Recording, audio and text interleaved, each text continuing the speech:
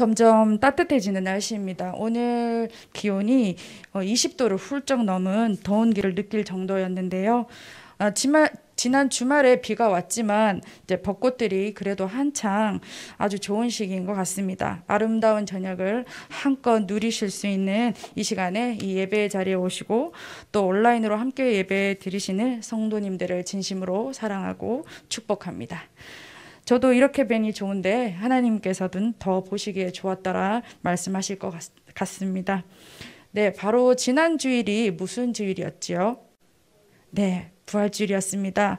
부활주일은 기독교 절기 중에서 가장 핵심인데요.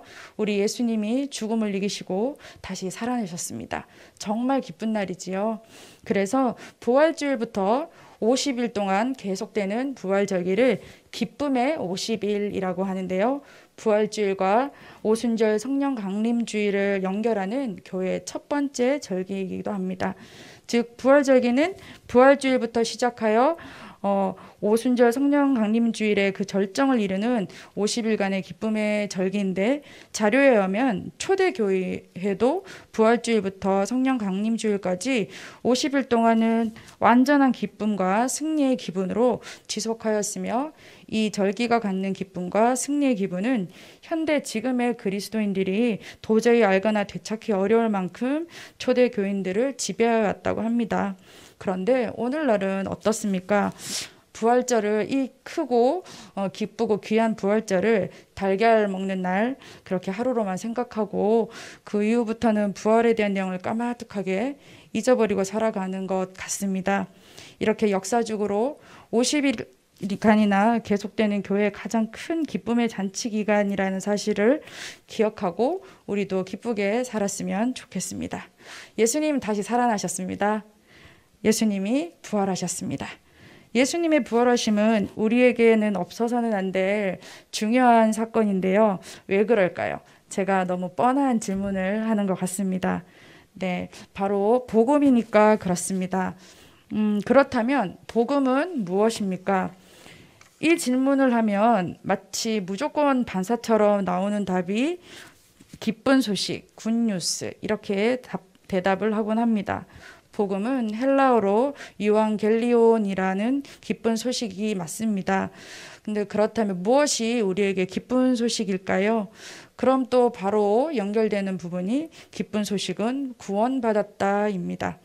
구원은 또 그럼 무엇입니까?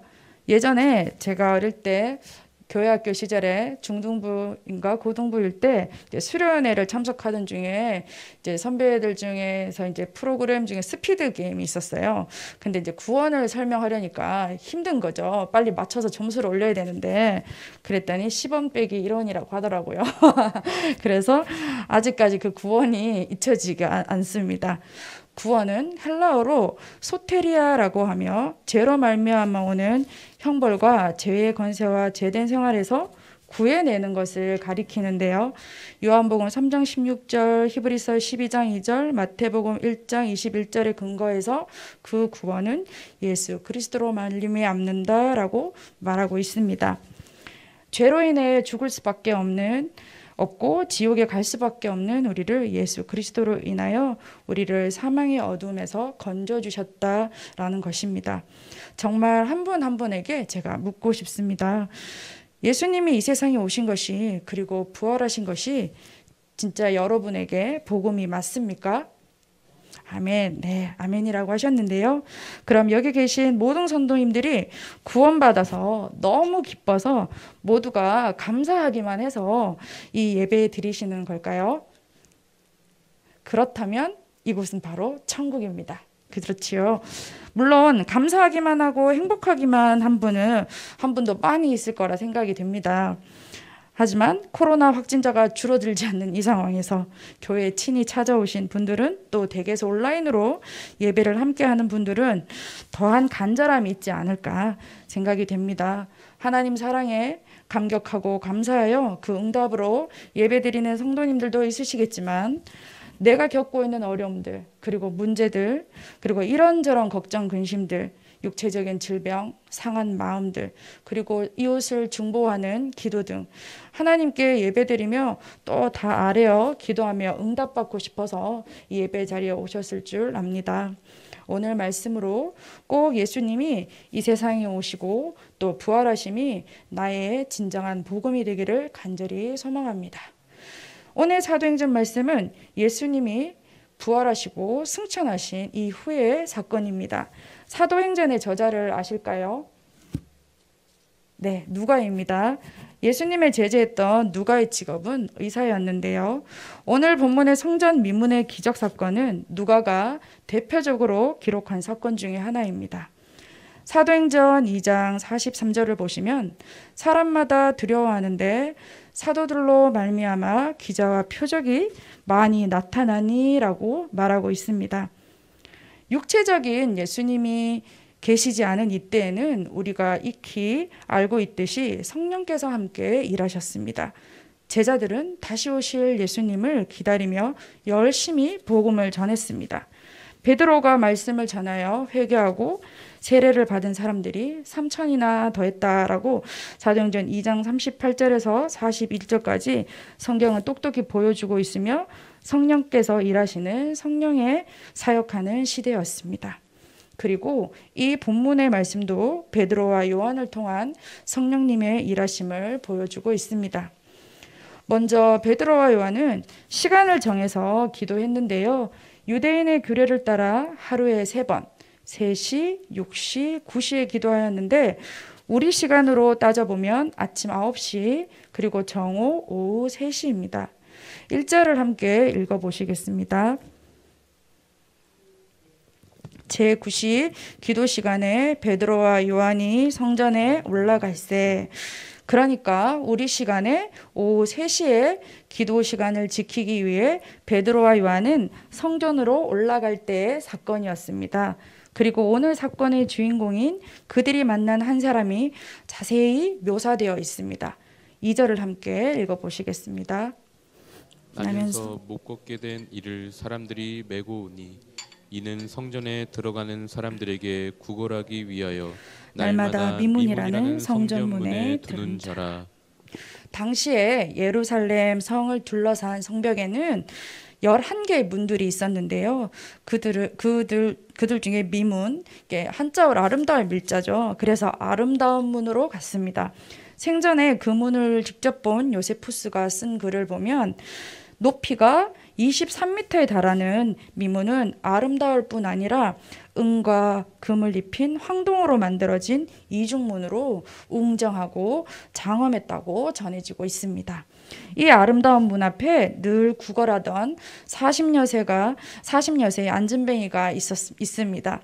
제가 말씀드린 안진뱅이의 나이 40여세는 사도행전 4장 22절에 이 표적으로 병나은 사람은 40여세나 되었더라라고 알려주고 있습니다. 나면서 못 걷게 되었다고 하는 표현을 원문에서 살펴보니까 어머니 뱃속에서 있었을 때부터라고 되어 있습니다. 이 말씀은 제가 누가가 썼다고 했잖아요. 그러니까 의사인 누가가 이 사람을 묘사할 때 선천적 장애를 가지고 있어서 태어났기 때문에 의학적으로도 전혀 고칠 수 없다라는 것을 우리에게 말하고자 했던 것 같습니다.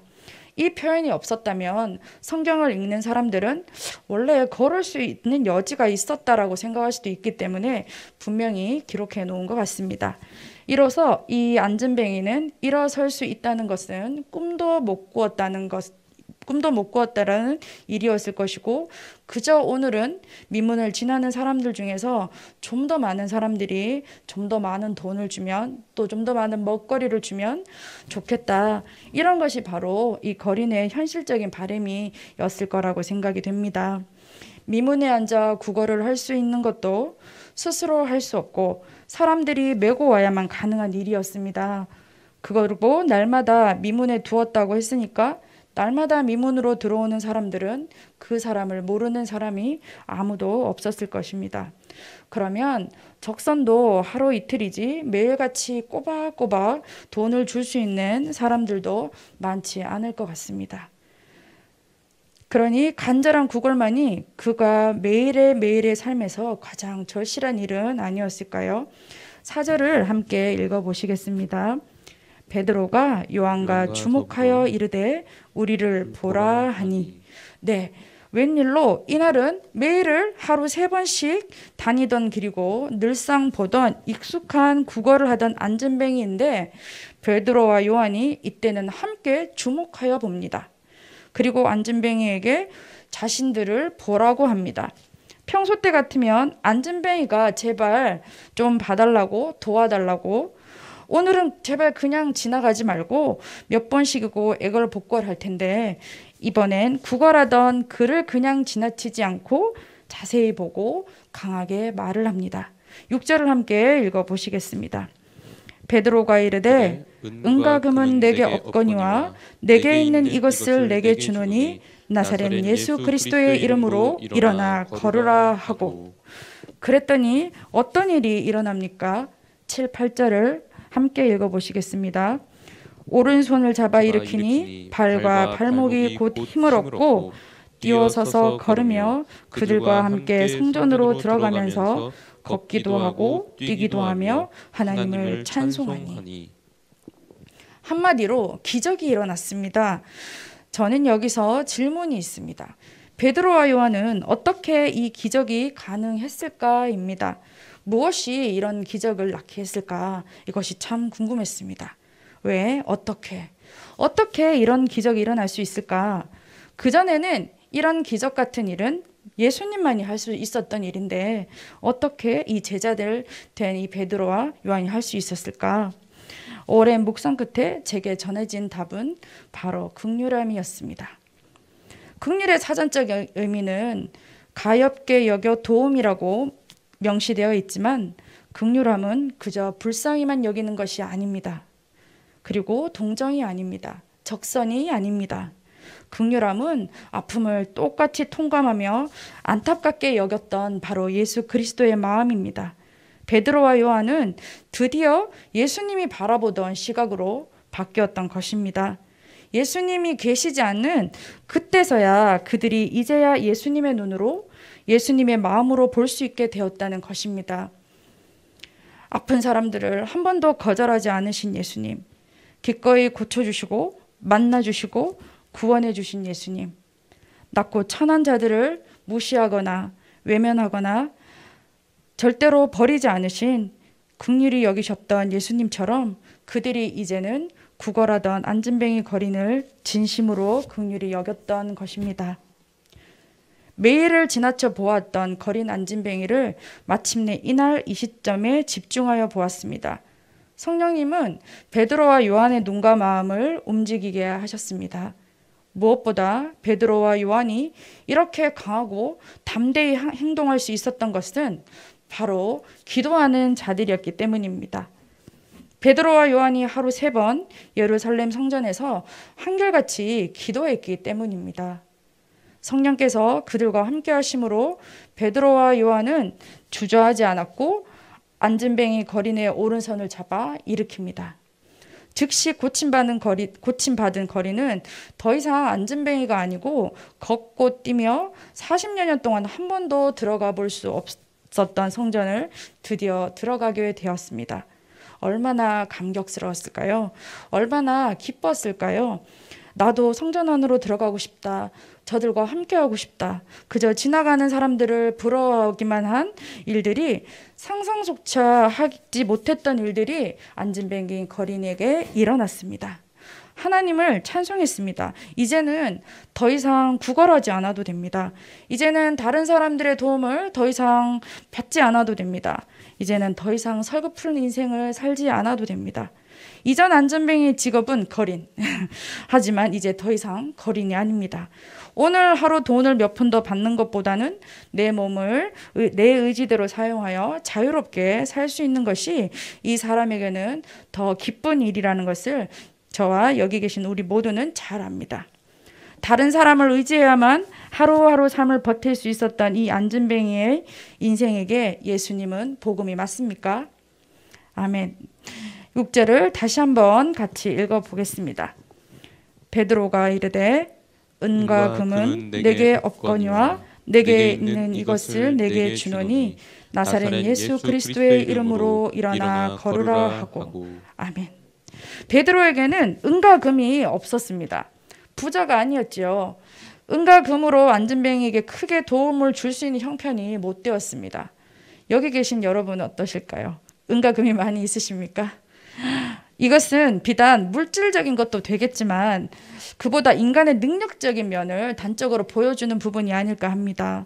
인간의 어떤 능력으로도 여기 앉아있던 안진뱅이를 걷게 할 수는 없습니다. 안진뱅이를 걷게 할 수 있었던 것은 바로 매일을 기도하던 베드로와 함께 하셨던 성령 하나님이 안진뱅이를 걷게 하셨습니다.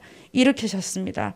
안진뱅이로 평생 살 수밖에 없었던 그에게 온전한 구원을 허락하셨습니다. 복음은 예수가 그리스도이시며 예수님이 우리의 온전한 구원자라는 것입니다. 마태복음 1장 21절을 찾아 함께 읽어보겠습니다. 아들을 낳으리니 이름을 예수라 하라. 이는 그가 자기 백성을 그들의 죄에서 구원할 자이심이라 하니라. 그렇습니다. 예수님은 우리를 구원하시려고 오셨습니다. 그리고 부활하셨습니다.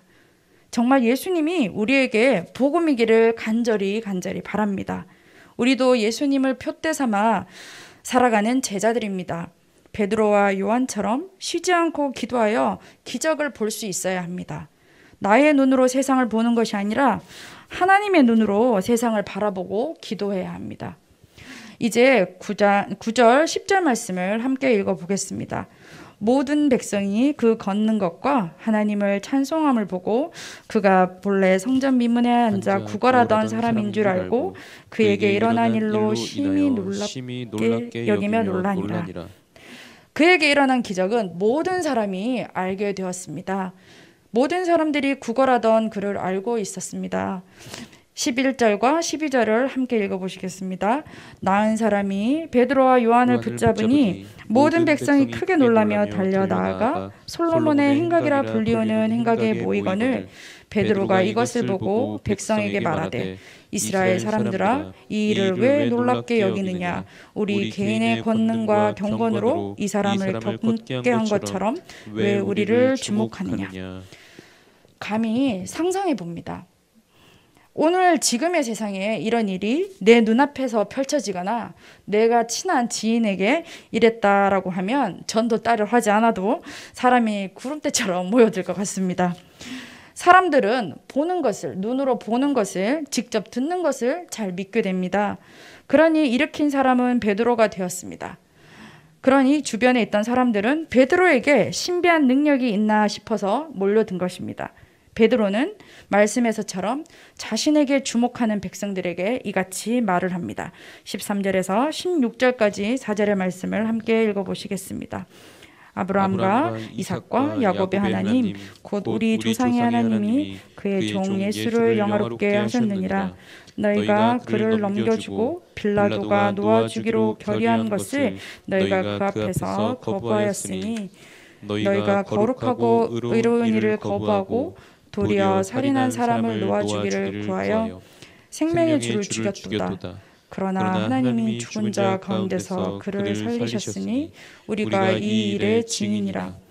그 이름을 믿음으로 그 이름이 너희가 보고 아는 이 사람을 성하게 하였나니 예수로 말미암아 난 믿음이 너희 모든 사람 앞에서 이같이 완전히 낫게 하였느니라. 아멘. 네. 또 로마서 10장 13절에 누구든지 주의 이름을 부르는 자는 구원을 받으리라 하고 분명하게 우리에게 말씀하고 있습니다. 예수라는 이 두 글자의 능력을 경험하셨으면 좋겠습니다. 저는 예수라는 이 두 글자의 위엄을 똑똑히 경험한 일화가 있는데요. 많지만 지금 설교 시간에 딱 하나만 이제 말씀드리려고 합니다. 지난 2004년부터 2012년까지 거의 매년을 짧게는 일주일, 길게는 4개월 단기 선교를 다니면서 하나님과 깊은 교제의 시간을 가졌는데요. 제 기억에 남는 것은 아마도 첫 번째 해외로 가는 경험이기도 했고 첫 번째 단기 선교이기도 했어요. 3개월 남짓에 필리핀에 단기 선교 여행을 갔는데 이제 고아원 사역을 하시는 평신도 여자 선교사님을 간단하게 돕는 일을 하게 되었습니다. 그 당시에 그 선교사님이 고아원을 경영하면서 꼭 하는 일이 있었는데 하루 매일 그 고아원 직원들과 또 아이들 직원들과 함께 성경 공부를 인도하셨어요.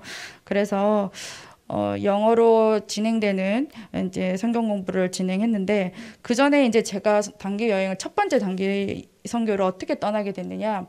이제 아동부 교사를 하게 되었어요. 그때 아동부 전도사님이 아이들에게 하는 설교인데 우리 친구들 시간의 11조를 하세요 이렇게 얘기를 한 거예요. 아이들에게 한 설교가 제 마음에 꽂힌 거죠.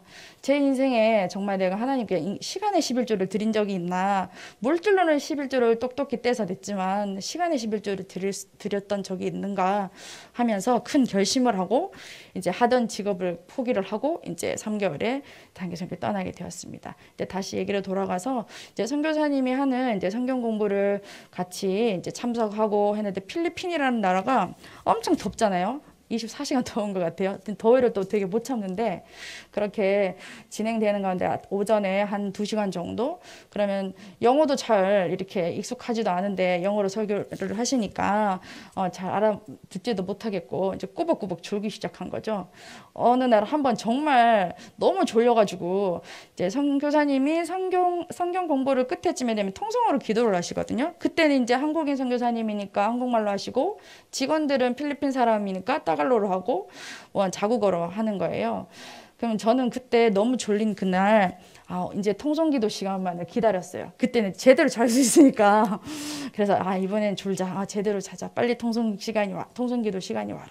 그랬는데 갑자기 옆에 계시던 선교사님이 이렇게 기도를 하시는 거예요. 갑자기 예수의 이름으로 어둠은 떠나라 이렇게 말씀하시는 거예요. 왜 저런 기도를 갑자기 성경 공부에서 말씀하고 상관없는 저런 기도를 하시지? 이랬는데 그 예수라는 그 단어가 제 뇌리 속에 딱 박히면서 몸 안에 어두운 기운이 왼쪽에서 오른쪽으로 쏙 빠져나가는 거예요. 그러면서 정신이 퍼쩍 들면서 언제 내가 졸렸지? 할 정도로 말짱해졌었어요. 굉장히 오래전 일이잖아요. 2004년이면. 그런데도 아직도 생생히 기억이 납니다. 그래서 집에 와서 선교사님께 그 얘기를 했어요. 왜 갑자기 선교사님이 그런 기도를 하셨어요? 했더니 성경 공부 내내 무거운 기운이 느껴져서 내가 도저히 성경 공부를 잘 인도할 수가 없었다. 그래서 그 기도는 바로 너 때문이다. 이렇게 말씀을 하시는 거예요. 그래서 절 위해서 기도할 수밖에 없었다고. 그래서 저는 3개월간의 성경 공부로 또 기도로 함께 드리는 예배로 말씀의 빛이 제게 들어와서 정말 비춰지고 예수 그리스도의 능력으로 어둠이 점점 떠나는 걸 경험하게 되었습니다.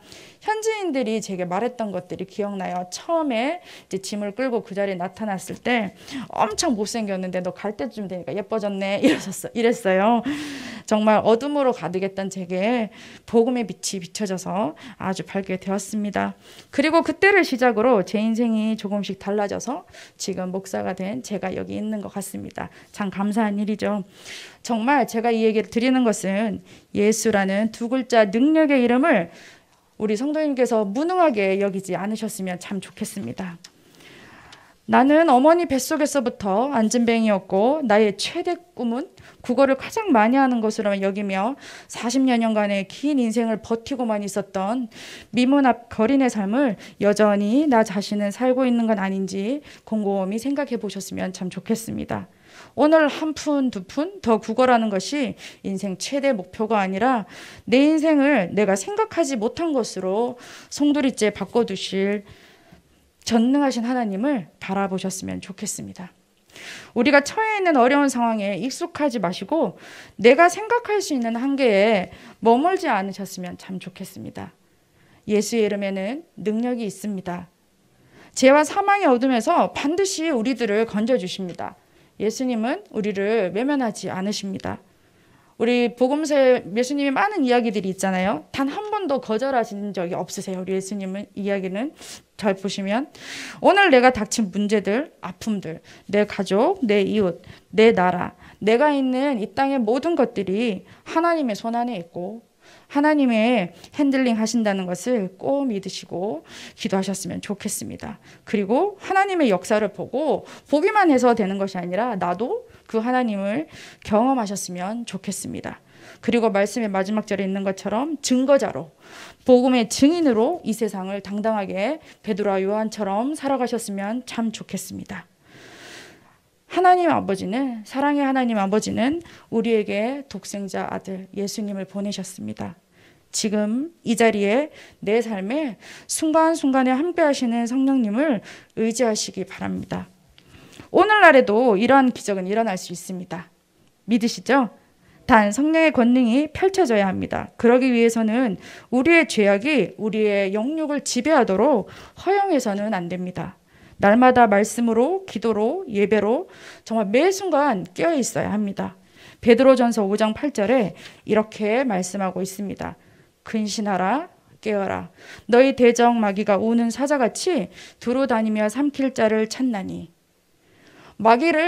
마귀 사탄을 두려워할 필요도 이유도 없지만 마귀를 무시해서는 절대 안 됩니다. 마귀는 우리의 약한 것을 건드려서 넘어지게 합니다. 말씀에서 밝히듯이 마귀는 우리를 삼키려고 우는 사자처럼 두루 다니고 있는데, 우는 사자가 어때요? 배고파서 우는 거잖아요. 그러니까 뭐라도 걸리면 먹겠죠. 우는 사자처럼 두루 다니고 있는데 우리가 이 정도면 되겠지. 난 하나님 믿고 있으니까, 난 하나님 자녀니까, 난 감옥 갈 만큼 죄도 안 짓고 뭐 그냥 잘 살고 있어. 다른 사람 피해도 안 줬고, 이러면서 자신을 합리화시키면서 무감각하게 살면 절대로 안 됩니다. 오늘 이 시간 여기 예배 자리에 오신 모든 성도님들, 그리고 온라인으로 함께 예배드리는 성도님들, 깨어 기도하며 능력의 이름 예수님으로 모든 문제를 해결받으시기를 간절히 축원합니다. 함께 기도하겠습니다. 전능하신 하나님 아버지, 오늘도 귀한 말씀 주셔서 참 감사합니다. 미문 앞에서 구걸하던 안진뱅이에게 온전한 구원을 허락하신 아버지께서 오늘 저희들이 문제를 앓을 때 저희들이 생각하지 못한 크고 놀라운 것들로 해결해 주시기를 간절히 기도합니다. 사망 권세를 이기시고 부활하신 예수 그리스도의 능력을 저희들도 경험하기를 소원합니다. 또 증거하기를 소원합니다. 날마다 깨어 기도하며 성령님의 인도하심과 이끄심을 구합니다. 긍휼히 여겨 주시옵소서. 우리의 온전한 구원자 되시는 예수님 이름으로 기도합니다. 아멘.